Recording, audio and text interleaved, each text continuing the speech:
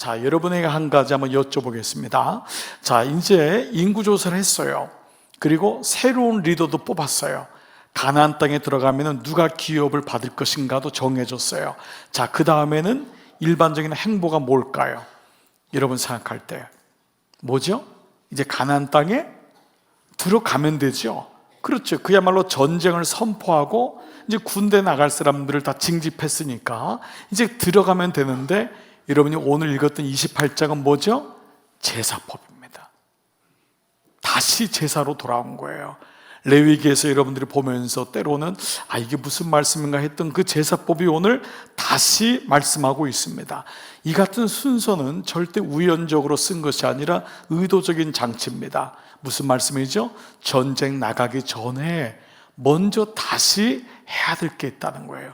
다시 컨펌할 게 있다는 거예요. 그게 바로 제사법, 예배에 대한 말씀입니다. 왜 다시 제사법일까? 여러분 중에는 이런 궁금증이 있을 거예요. 아니, 이제는 들어가서 싸우면 되지 않습니까? 쟁취하면 되지 않습니까? 왜 다시 제사법일까요? 이 말씀은 특별히 가나안 땅에 들어가는 사람들에게 쓴 글이거든요. 이 말씀은 가나안 땅에 들어가는 것을 전제로 하고 그 사람들에게 쓴 글이거든요. 그러니까 무슨 말이냐? 가나안 땅에 들어가면은 어떤 위기가 올지를 하나님은 이미 알고 계셨던 거예요. 이스라엘 백성이 어떻게 변질될 것인가를 주님은 알고 있었던 것입니다. 이 백성이 결국 어떻게 가나안 땅에 귀속되고 부모를 떠나듯이 하나님을 떠나는 일이 일어날 거다라는 것을 알고 있었습니다. 오늘 본문을 다 읽진 않았지만 여러분 본문을 읽으시면 좀 어떻습니까? 이해가 가십니까? 좀 어렵죠? 그렇죠? 아침 저녁으로 드리라고 소도 잡고 양도 잡고 곡식도 빠서 하라 그러고 이런 말씀 보면은 너무 이게 우리하고 좀 안 맞는 말씀 같이 느껴집니다. 어떤 분은 예수님으로 인하여 이제 제사가 폐지됐는데 좀 성경을 아시는 분이잖아요. 이런 제사법이 필요할까요? 라고 하는 분도 있습니다. 그러나 예수님 때문에 우리는 양을 잡진 않아요. 예수님 때문에 손은 잡잖아요. 그러나 이 원리는 분명히 붙잡아야 돼요. 이 예배를 통해 제사법을 통해 주시는 원리가 무엇이냐? 그러니까 이 구약은 신약의 그림자잖아요. 그러니까 예배의 그림자인 제사법을 통하여 하나님이 우리에게 원하시는 마음이 어떤 마음인지, 정말 우리가 성공해야 되는 것은 대학 입시, 우리 인생의 직장, 결혼, 그것보다 먼저 성공해야 될 것이 있습니다. 예배입니다. 예배에 성공해야 돼요. 이것이 우리에게 주시는 가장 중요한 메시지입니다. 여러분은 예배에 성공하고 있으세요? 예배에 승리하고 있으세요? 오늘 이 은혜가 여러분 가운데 임하기를 축복합니다. 자, 이제 이런 마음을 가지고 본다면은 여전히 우리에게는 소와 양과 염소, 그것도 가장 좋은 수컷, 흠없는 것, 또 번제 곡식까지도, 그리고 그래서 아침 저녁으로 상번제로 드리래요. 하루에 2번 드리래요. 아침 저녁으로. 예, 우리가 50일 지금 오순절 그거 하는 것도 어찌 보면 새벽 큐티, 저녁 묵상. 또 어떻게 하죠? 매 주일마다 안식일에는 2배로 또 제물을 드리고 또 모이래요. 안식일에는 잠깐 모이는 것이 아니라 아침부터 저녁까지 드리래요. 그러니까 예배도 1시간 10분 드리면 안 되는 거예요. 한 5시간 쭉 드리고, 찬양대도 한 1시간 하고, 그래서 아침에 왔으면 저녁 때 돌아가고, 아멘 안 할 줄 알았어요. 예, 그렇게 드리라는 거예요. 또 매월 초하루 월삭으로 드리래요. 매월 그 한 달을 주님께 드리고, 그리고 여러분 내일부터 월요일, 화요일까지 있는 것은요 절기, 6월절. 모든 절기는 6월절부터 시작하잖아요. 77절, 나팔절, 속죄절, 초막절로 드리래요. 그것도 부족해서요, 그 다음에는요 그 예배드리는 마음에 하나님께 서원하래요. 그 서원도 그냥 나오지 않아요. 이제 앞으로 볼 거예요. 남자의 서원, 여자의 서원, 결혼 이전의 서원, 결혼 이후의 서원, 과부의 서원, 이혼한 사람의 서원, 서원을 들은 배우자의 서원. 여러분 이런 말씀들이 성경에 있는지 몰랐죠? 이렇게 하나님이 이렇게까지 구체적으로 말하는 거예요. 결혼 이전에 서원한 걸로는 안 된다. 결혼 후에도 서원해야 된다. 총각 때 서원한 거 안 된다. 결혼한 다음에도 서원해야 된다. 뭐죠? 변질되기 때문에. 놔두면 바뀌는 거예요. 결혼 전에는 그렇게 예수님 잘 믿었는데 결혼하고 나니까 마음이 바뀌는 거예요. 우리 인생이 그렇잖아요. 그래서 이 제사법은 너희가 너희를 잘 모른다, 너희가 어떤 존재를, 기준을 잡지 않으면 안 된다라고 하는 것을 말씀드려요. 그래서 오늘 이 말씀은 뭐예요? 변질되기 때문에, 그래서 하나님은 기준을 다시 주십니다. 이런 면에서 제사법은 하나님이 우리에게 주신 최고의 선물입니다. 그 제사를 통하여 하나님의 어떤 존재인지를 알게 되고, 그렇게 하나님을 사랑하다 보니까 내가 나를 잘못 사랑하고 있구나, 자기에 빠진 나, 탐욕에 빠진 나, 무언가 세상에 붙잡혀 끌려다니고 있는 내가 아닌 하나님의 자녀로서의 나를 발견하게 되니 진짜 자기를 사랑하게 되는 게 예배의 은혜입니다. 사람들은 자기를 다 사랑한다고 하죠. 그러나 거짓을 사랑합니다. 어떤 사람은 자기 몸을 사랑하는 사람이 있습니다. 거울에 비춰진 예쁜 몸, 많은 연예인들이나 많은 모델들은 그 몸이 자기라고 생각합니다. 그러나 그것이 진짜 자기가 아닙니다. 어떤 사람은 직업을 자기라고 생각합니다.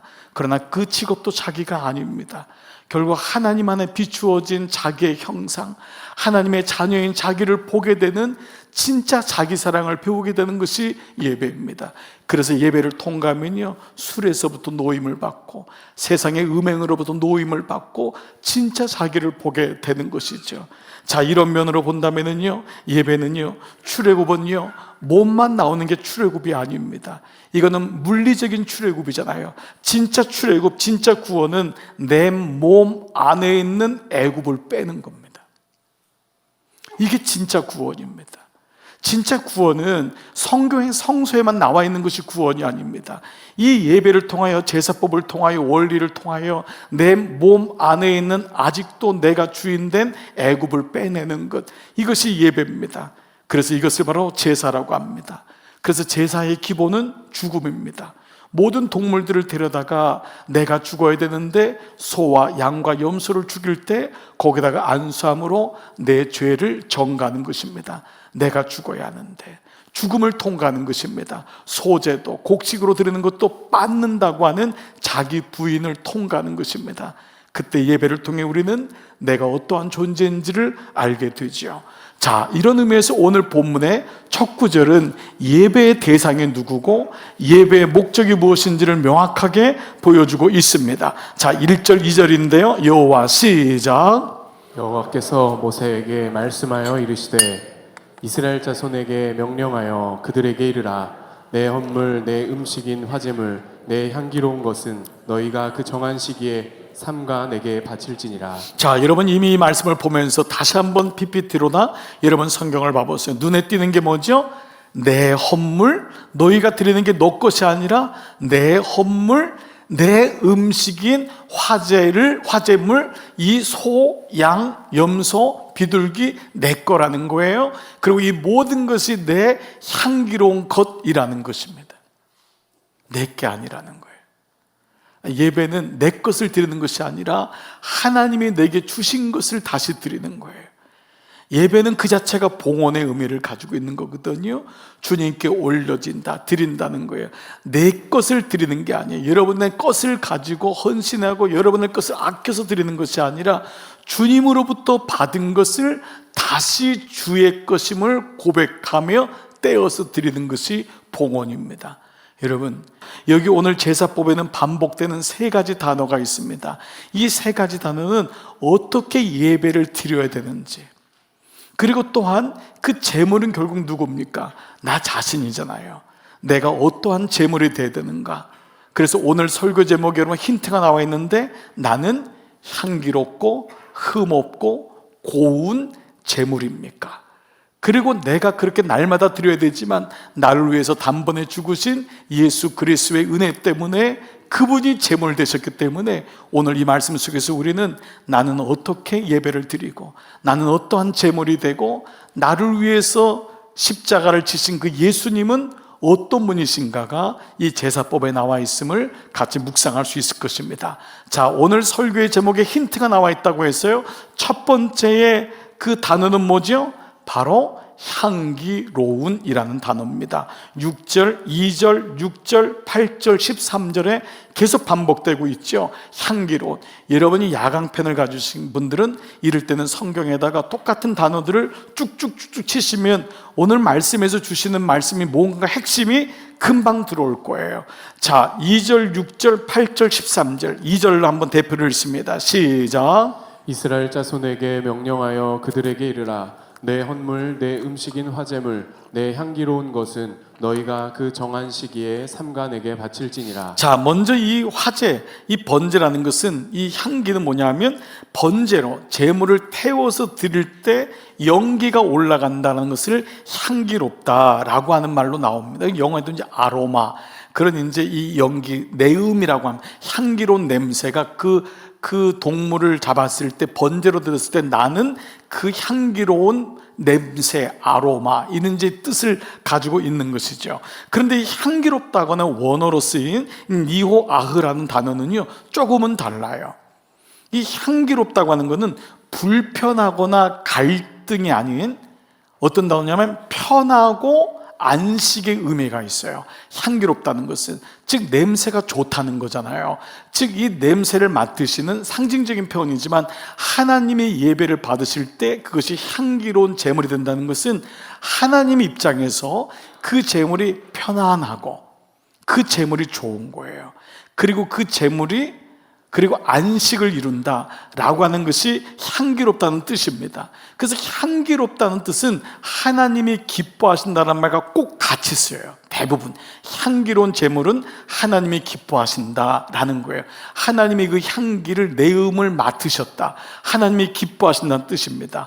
자, 사도 바울이요 이것을 빌립보서 4장 18절에서 에바브로디도 편에 너희의 준 것을 받음으로, 이 연보입니다. 에바브로디도를 통해서 연보를 받음으로 내가 풍족하니 이는 받으실 만한 뭐라고요?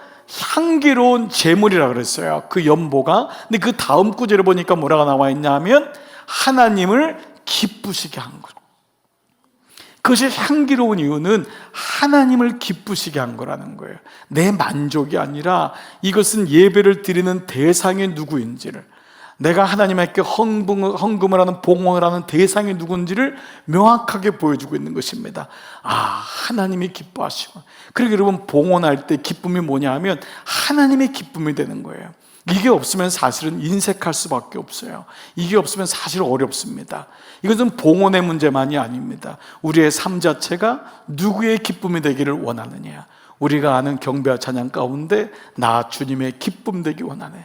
저 1980년대 중반에 이 찬양에 정말 너무 은혜를 받아서 신학교 때였지만은 나 정말 주님의 기쁨 되기 원해요. 내가 원하는 한 가지, 다른 거 없어요. 주님의 기쁨 되기 원해요. 사실 이것이야말로 우리에게 가장 놀라운 고백이 아닙니까? 그래서 첫 번째, 오늘 향기로운의 의미는 바로 그것을 보여줍니다. 적용해 보십시오. 여러분은 예배의 대상이 누구십니까? 예배의 대상이 누구십니까? 예배의 대상은 당연히 하나님이시죠. 봉헌의 대상은 누굽니까? 당연히 하나님이시죠. 나는 누구의 기쁨이 되기를 원하는가? 오늘 이 말씀이 우리에게 본질적인 예배의 모습을 보여주십니다.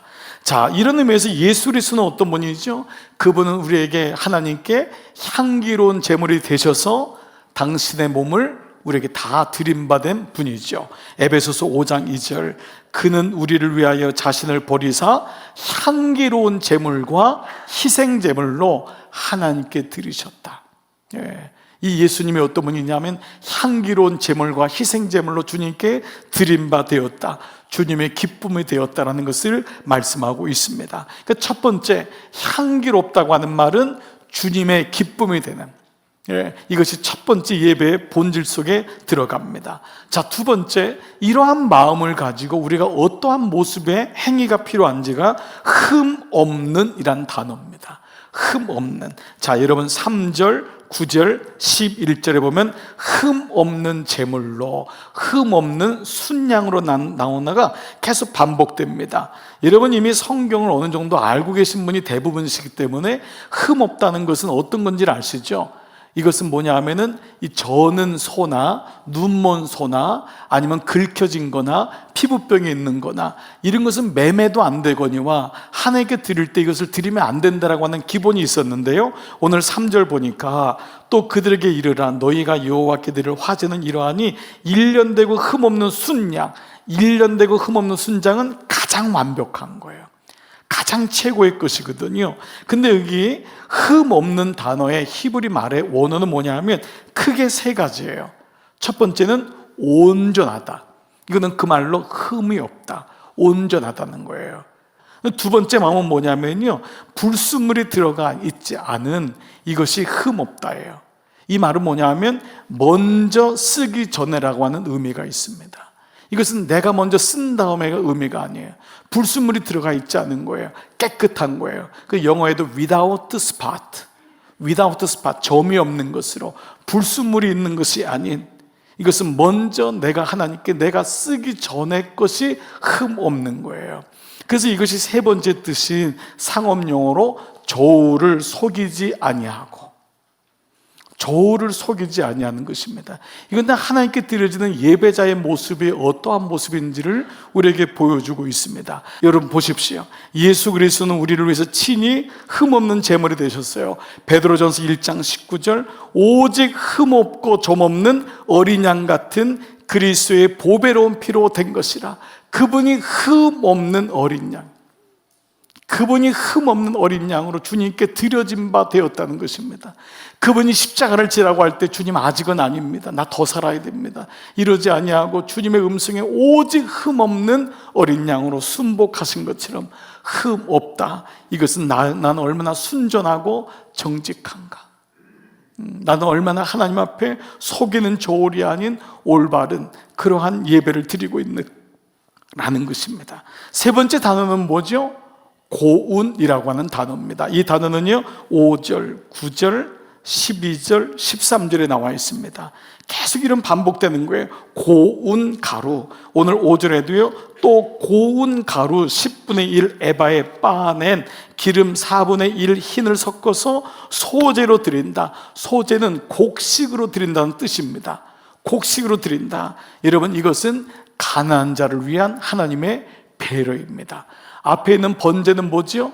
소와 양과 염소, 그것도 없는 자는 비둘기입니다. 그러나 비둘기조차도 없는 사람은 뭐죠? 집에서 먹을 수 있는, 그래도 밥은 먹으니까, 이것은 하나님이 뺏고자 하는 의미가 아니라 그 가난한 자, 과부된 자, 고아된 자, 나그된 자들도 하나님 앞에 나와 예배를 드릴 수 있다고 하는 하나님의 배려인 것입니다. 물질의 많고 적음이, 번제의 크고 작음이 중요한 것이 아니라 누구든지 내게 와라. 너 스스로가 나는 예배드릴 수 없어, 나는 소가 없는데, 나는 비둘기도 없어, 스스로 낭망하지 말고 너에 있는 소재랄지라도 그것을 가지고 내게로 오라고 하는, 누구든지 주님께 나오라고 하는 그 하나님의 배려가 있는 것이 소재입니다. 근데 여기 조건이 있습니다. 곱게.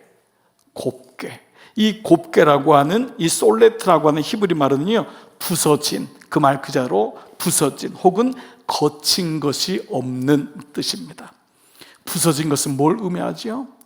부서진 마음, 상한 심령, 나는 주님밖에 없습니다 라고 하는 그 마음을 가지고 나오라는 것입니다. 예배는 이 기대가 있어야 됩니다. 예배는 상한 심령이 있어야 돼요.